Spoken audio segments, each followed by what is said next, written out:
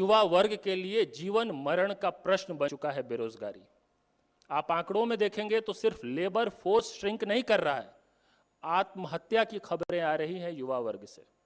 जिस देश में एक समय किसानों की खुदकुशी को लेकर मीडिया खूब शोर करती थी, आज उसी देश में मीडिया को युवाओं की आत्महत्या की चिंता नहीं है, जो लगातार बढ़ती जा रही है। दुनिया के सबसे युवा देश के युवा बदहाल हैं, अपनी जान देने को विवश हो गए हैं अपने अंधकार में भविष्य को देखकर। इसी दिल्ली में, प्रदेश में और केंद्र में आम पार्टी और भाजपा के रूप में दो ऐसी पार्टियां आई जिन्होंने युवाओं को कई सपने दिखाए, रोजगार पर कई वादे किए, लेकिन आज 10 साल बाद एक के सभी वादे धोखे साबित हुए हैं और एक के सभी वादे जुमले साबित हुए हैं।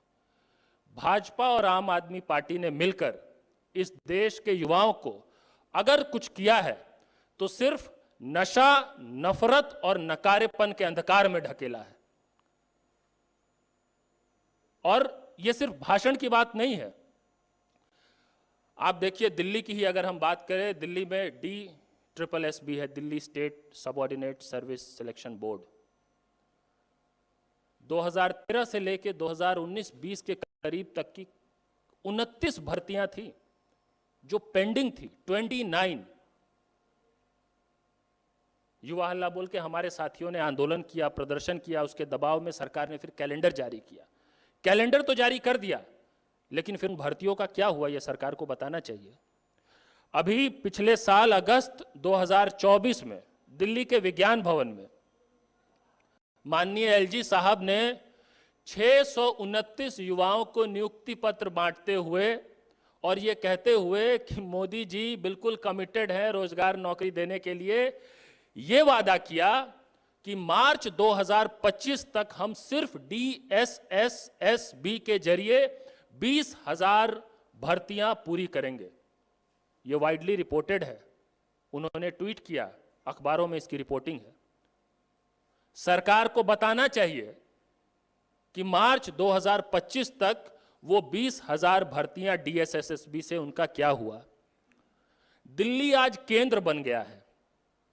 देश भर से बेरोजगारी से पीड़ित नौजवान जो विवश हो गए हैं कि क्योंकि उनके पास कहीं और कोई अवसर नहीं है तो वो सरकारी नौकरी की तैयारी करे, वो सब दिल्ली के मुखर्जी नगर, नेहरू विहार, ओल्ड राजेंद्र नगर, कटवरिया सराय जैसे इलाकों में छोटे छोटे कमरों में रह के बिल्कुल विपरीत परिस्थितियों में रहकर एक सपना देखते हैं एक अदद नौकरी का।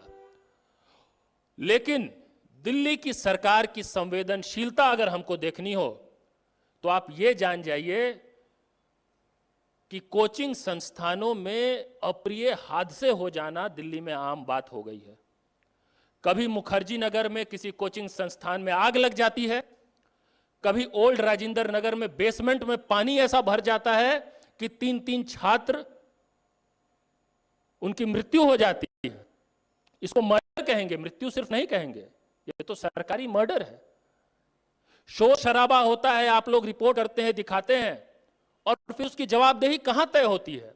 किसको सजा हुई ओल्ड राजेंद्र नगर में जो 3 छात्र जिनकी जान चली गई, किसको सजा होती है? इस तरह की कितने अप्रिय हादसे हुए हैं दिल्ली में, उनकी छात्रों के जान की, अधिकारों की कोई कीमत ही नहीं है।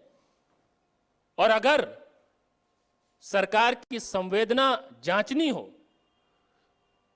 तो उस दौरान छात्रों के मन में जिस कोचिंग वाले के प्रति सबसे ज्यादा रोष था, सबसे ज्यादा गुस्सा था, उसको आम आदमी पार्टी ने टिकट देकर चुनाव लड़वाने का काम किया है। यह है संवेदना आम पार्टी की देश के युवाओं के प्रति, दिल्ली के उन बेरोजगार युवाओं के प्रति जो अपनी नौकरी के लिए सैकड़ों किलोमीटर दूर से दिल्ली में आके रहने को मजबूर हैं, एक नौकरी का सपना देखते हैं। आप किसी भी प्रतियोगी परीक्षा के छात्र से पूछ लीजिए कि उनकी जो हालत है, उसके लिए जिनके प्रति उस वक्त सबसे ज्यादा रोष था, उनको आम आदमी पार्टी टिकट देकर चुनाव लड़वा रही है कि नहीं लड़वा रही है। यह है इनकी संवेदना। इस पर हम सवाल उठा रहे हैं। और कांग्रेस पार्टी की संवेदनशीलता आपको देखनी, एक तरफ तो आपने संवेदनहीनता देख लिया, संवेदनशीलता आपको अगर कांग्रेस पार्टी की देखनी है, अभी कांग्रेस पार्टी के नेता राहुल गांधी जी, आपने देखा पटना के गर्दनी बाग में धरना स्थल पर गए। बीपीएससी को लेकर इस देश में इतना बड़ा आंदोलन हो रहा है, बीपीएससी के अभ्यर्थियों से मिले, उनकी पीड़ा को समझा, उनके दर्द को समझा। दिल्ली के अलग अलग इलाकों से, मुखर्जी नगर, नेहरू विहार, ओल्ड राजेंद्र नगर, कटवरिया सराय, न जाने कई इलाकों से भारी संख्या में बीपीएससी की परीक्षा देने भी छात्र अभ्यर्थी गए थे।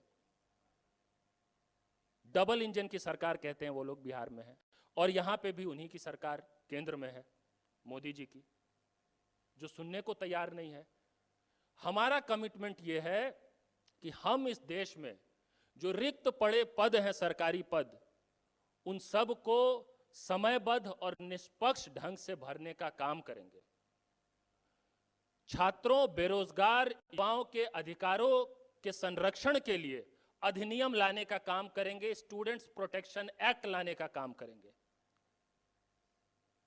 एक ऐसे समय में जो देश की जनसंख्या की 70% से ज्यादा आबादी जिस विषय से पीड़ित है, उस विषय की अगर हम बात सुनेंगे तो देश प्रगति करेगा, देश आगे बढ़ेगा। हम देश के युवाओं को नशा, नफरत और नकारेपन के अंधकार से निकालकर नौकरी, रोजगार और उज्जवल भविष्य और उम्मीद की तरफ ले जाएंगे। और उसी के अंतर्गत दिल्ली चुनाव में ये जो अहम वादा हुआ है, और इस प्रेस वार्ता के जरिए युवा हल्ला बोल आंदोलन की तरफ से, आप सब जानते हैं कि युवा हल्ला बोल आंदोलन लंबे समय तक काम करते रहा पार्टियों से स्वतंत्र होकर, और युवा हल्ला बोल आंदोलन के जितने भी हमारे साथी हैं उनके बिहाफ पे मैं ये बात कह रहा हूं कि हर महीने 8,500 रुपए का जो इंटर्नशिप का वादा है, आप समझिए ये क्यों क्रांतिकारी घोषणा है। ये मैं इसको एक्सप्लेन कर रहा हूं। अभी हमारे 6-7 साल के अनुभव में हमने देखा है कि बेरोजगार युवाओं को अगर सबसे ज्यादा चुनौती आती है तो पहली नौकरी पाने में आती है। एक बार कोई सिस्टम में आ जाए ना, नौकरी रोजगार मिल जाए, तो फिर वो संघर्ष करके आगे बढ़ने की कोशिश कर लेता है, लेकिन पहली नौकरी में सबसे बड़ी चुनौती है। हमने पहली नौकरी पक्की का वादा किया है। हमने कहा है कि हम 1 साल के लिए आपको प्रति महीने 8500 रुपए की इंटर्नशिप का वादा कर रहे हैं। वो इंटर्नशिप क्यों हम कह रहे हैं? क्योंकि इसके जरिए वो जॉब मार्केट के लिए तैयार होंगे। इस 1 साल के काम के बाद उनका स्किल एनहांसमेंट होगा, कौशल विकास होगा, और वो एक बेहतर स्थिति में होंगे कि इस देश में नौकरी रोजगार बेहतर ढंग से पा सके। ये वादा हमने किया है।